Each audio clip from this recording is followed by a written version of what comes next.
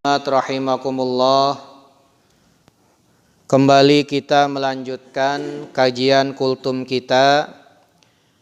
Masih kita membahas tentang makna daripada 12 huruf daripada kalimah la ilaha illallah. Kalimah la ilaha illallah memiliki 12 huruf.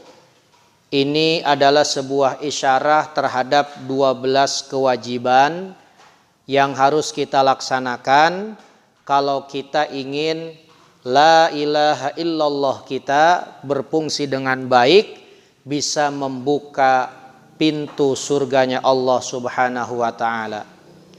Yang 12 terbagi dua, 6 adalah amalan zahir dan 6 lagi adalah amalan batin.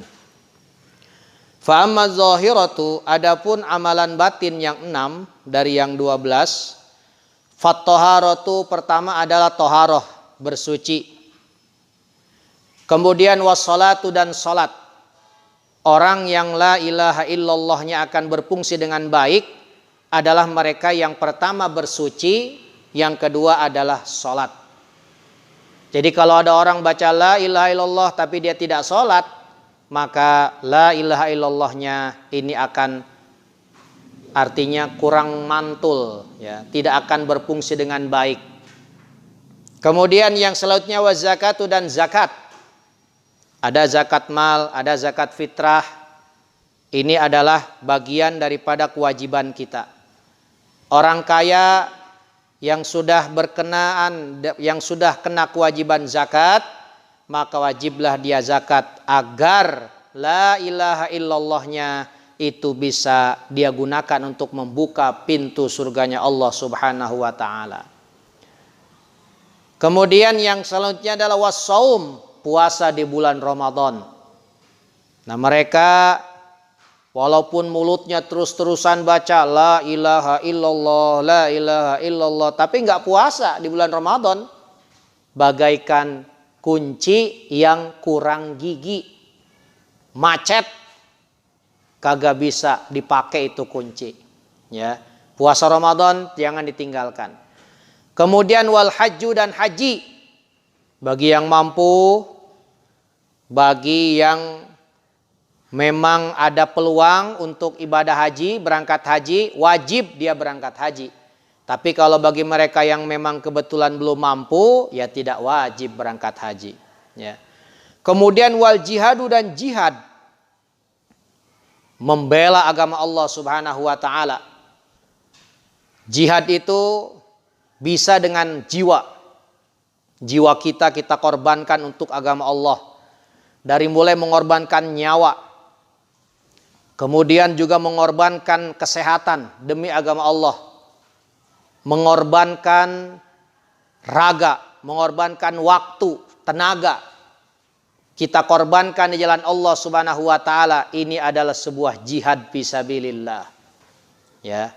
Jadi kalau orang nggak mau jihad, nggak mau berkorban di jalan Allah, inilah ilaha illallahnya macet. Ya. Makanya kita sholat 5 waktu, sholat jamaah, dan lain sebagainya, namanya sedang jihad fisabilillah. Kita lanjut. Itulah jihad, Pak, ya. Berkorban di jalan Allah Subhanahu wa ta'ala. Jihad dengan harta. Menyisihkan harta di jalan Allah untuk kepentingan agama, untuk bersedekah, dan lain sebagainya. Ini semua jihad fisabilillah. Ya. Kalau kebetulan memang negara kita, daerah kita diserang, mendapatkan ancaman dari orang-orang kafir, wajib bagi kita untuk membela, menghadapinya dalam rangka jihad fisabilillah. Ya.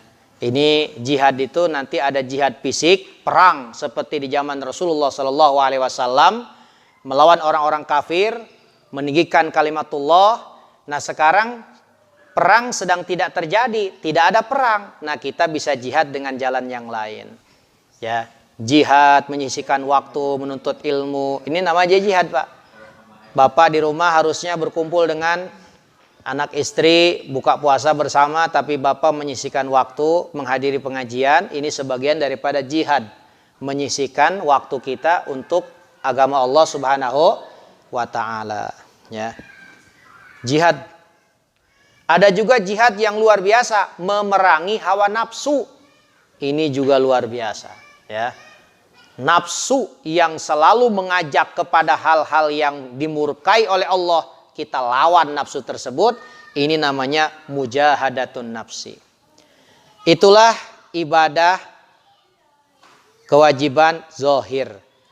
Wa ammal batinah, adapun kewajiban batin kita secara batin, yang pertama fattawakul, tawakal kepada Allah. Ya, tawakal. Jadi tawakal ini adalah suatu sifat yang mana kita percaya penuh kepada Allah Subhanahu wa taala. Ya, percaya kepada pengurusan Allah, percaya kepada aturan Allah.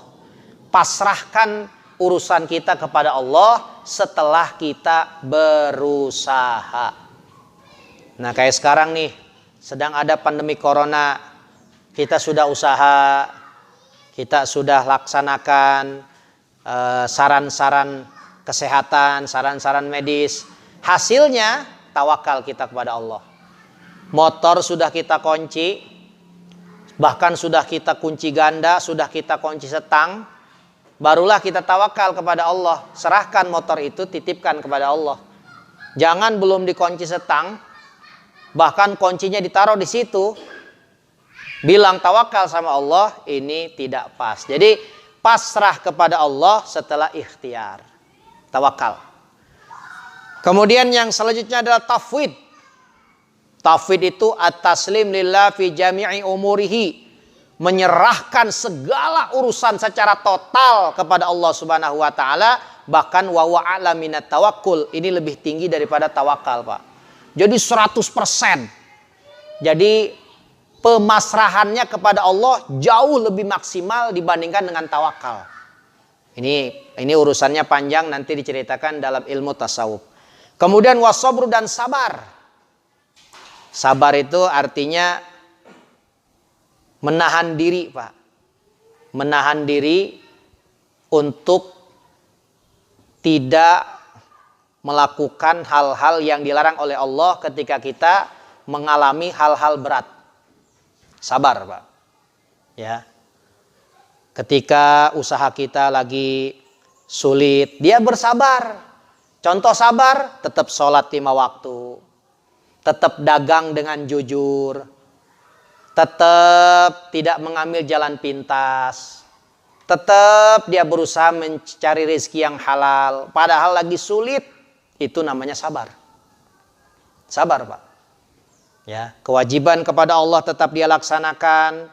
Dia tidak menempuh jalan pintas untuk mencari rezeki, padahal sulit dalam kehidupan yang sedang dia alami. Itu namanya sabar. Itu singkatnya lah. Jadi definisi sabar itu artinya diri dia itu tetap stabil, Pak. Beda kalau gara-gara usahanya lagi mundur, akhirnya nggak sholat. Itu nggak sabar namanya. Jadi ngurangi timbangan, jadi nggak jujur dalam berdagang. Itu namanya nggak sabar berarti. Kemudian yang selanjutnya adalah ridho, menerima keputusan Allah Subhanahu wa taala. Ridho, ya. Jadi hati itu merasa lapang, hati itu merasa cukup dengan apa yang sudah Allah berikan, namanya ridho. Kemudian yang selanjutnya adalah zuhud, ya. Jadi zuhud itu singkat saja, waktu kita sudah semakin menipis. Lebih mementingkan kehidupan akhirat daripada dunia. Itu sebagian definisi ulama, itu namanya zuhud. Ya. Kemudian yang selanjutnya adalah, yang terakhir adalah taubat. Taubat itu artinya kembali kepada Allah Subhanahu wa taala. Ya. Jadi dia taubat itu minimal ada 3. Yang pertama al-iqla' anizambi, menghentikan perbuatan dosa yang sudah dia lakukan. Yang kedua an-nadam ala fi'liha liwajhillah, nyesel telah melakukan maksiat tapi nyeselnya karena Allah. Yang ketiga adalah janji untuk tidak kembali lagi melakukan dosa. Itulah 12 poin yang wajib kita lakukan. Mudah-mudahan kita semua bisa melaksanakannya. Amin ya rabbal alamin. Allahumma shalli wa sallim ala sayyidina Muhammad